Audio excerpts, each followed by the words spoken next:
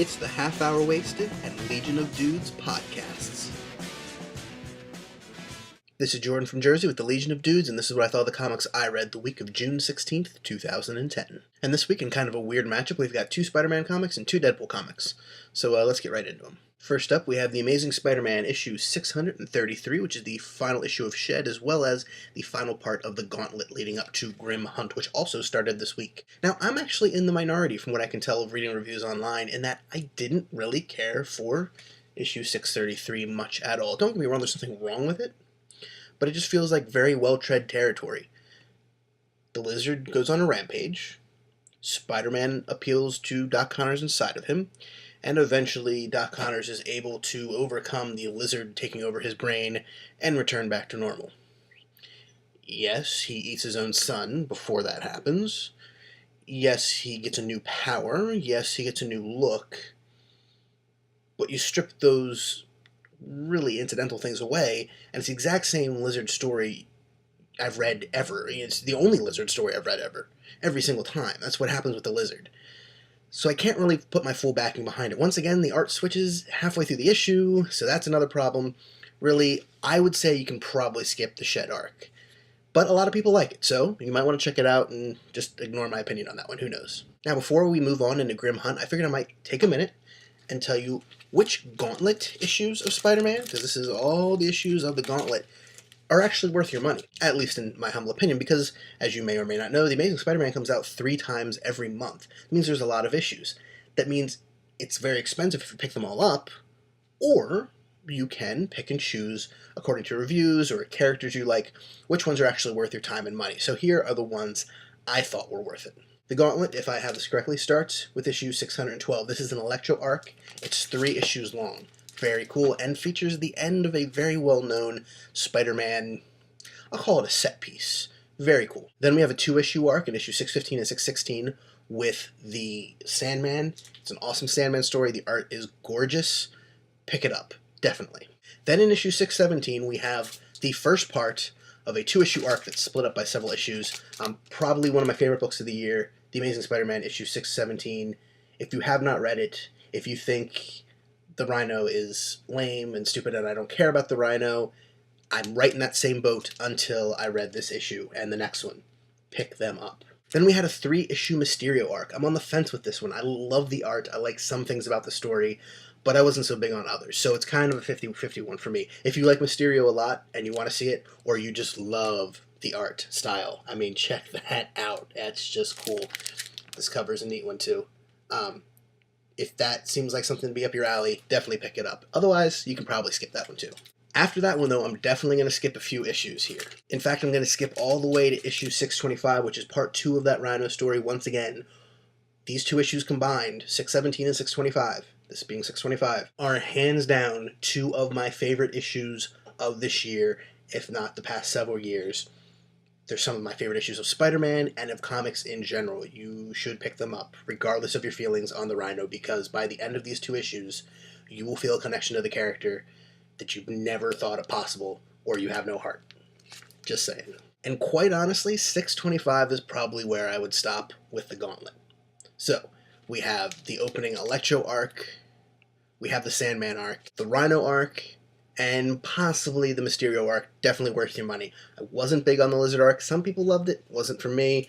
There's some Mr. Negative stuff in there. I wasn't using that. Speaking of Mr. Negative, in issue 633 of The Amazing Spider-Man, they wrap up the whole Aunt May being taken over by Mr. Negative. I think it's being wrapped up in this issue anyway. If that's what they were building to, that was stupid. That was really, really dumb and a waste of pages. Just saying. It's one tiny misstep in a comic that's had a really good track record for the last couple of years, but seriously? That's what we were building to? I could have done without that. But the Gauntlet was set up by the Kravenoffs to weaken Spider-Man as they prepared for the Grim Hunt, which begins in issue 634. This had 2 covers. I really liked this one, so this is the one I picked up. Got Kraven, you got Spider-Man, got some jungle over on the side and some city over on the side. It's a very cool matchup of the 2. The story is dark, the story is dreary, and I loved every minute of it. One character dies, not saying who. Other characters are really badly beaten up. One character is brought back from the dead as a werewolf, maybe. not sure exactly what to think of that, but hopefully next issue will clear that up. And we see the return of a character I haven't seen in a Spider-Man comic in probably 3 or 4 years. I think the last time we saw him was in the other crossover, which some people loved, some people hated, but the character is Ezekiel. Ezekiel was one of the first major characters introduced during the time I started reading The Amazing Spider-Man, so it brings me back for sure, way back to like 2002, 2003, that time.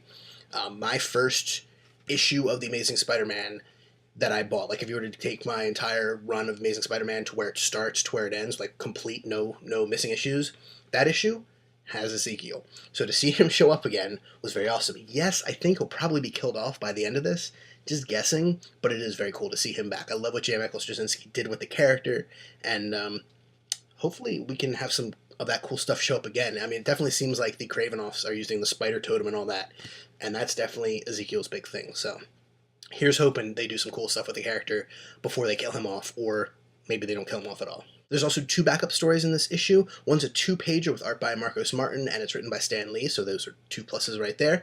And the other one is a flashback to Kraven, written by the same author who did Kraven's Last Hunt. So it's definitely worth it for both those. I know the 2-pager is going to run for 12 issues. It's going to have like 2 pages every issue, and I'm not sure how long the Kraven one lasts, but the whole comic is definitely worth your money. Very cool and much better than the Lizard arc, in my opinion. Now, before we get to our next books, don't forget to check out hhwlod.com. That's hhwlod.com for Half Hour Wasted and the Legion of Dudes, 2 awesome podcasts. Half Hour Wasted is every Monday. Legion of Dudes is every Thursday. Last week we put out a Superman Red Sun in-depth podcast. It was like an hour and a half, 2 hours, something like that, discussing Superman Red Sun in detail. Really cool book. And this week we're going to be discussing what we're reading, what we're watching, what games we're playing right now, and we're getting very close to episode 100. So check out hhwlod.com for all the details, and it's a lot of fun. Then we have Deadpool issue 24, in which Deadpool continues to defend the city of Las Vegas and its money from Grizzly. This comic continues to be a strong book month to month. An interesting twist at the end. I'm interested to see where it goes. And as of 1 month from now, this will be the last Deadpool book I'm reading, actually, because Deadpool Merc with a Mouth, issue 12 here, is the penultimate issue of this series. So once this one ends, I'll only be reading the other one. But Deadpool Merc with a Mouth issue 12 features almost the end of Deadpool and Headpool and Dr. Betty and Bill, Agent of AIM, I think his name is, into the Zombieverse. I love the Zombieverse, love Deadpool, love what they're doing in this book. Yeah, it's a little bit stretched out, but it's got some good gags. Yes, it's cheesy. Yes, it's got a lot of over-the-top elements in so many ways, like even over the top for Deadpool, but I'm enjoying it. I think it's a good thing that they're ending it, though, because it's getting close to overstaying its welcome, at least. So next month will be the end, and then bye-bye Deadpool Mark with a Mouth. So that's it for the comics I read the week of June 16th, 2010. Check back next week for the comics I read then, and don't forget to check out hhwlod.com for the Half Hour Wasted and Legion of Dudes podcast. This has been Jordan from Jersey, and you have a good week. It's the Half Hour Wasted and Legion of Dudes podcasts.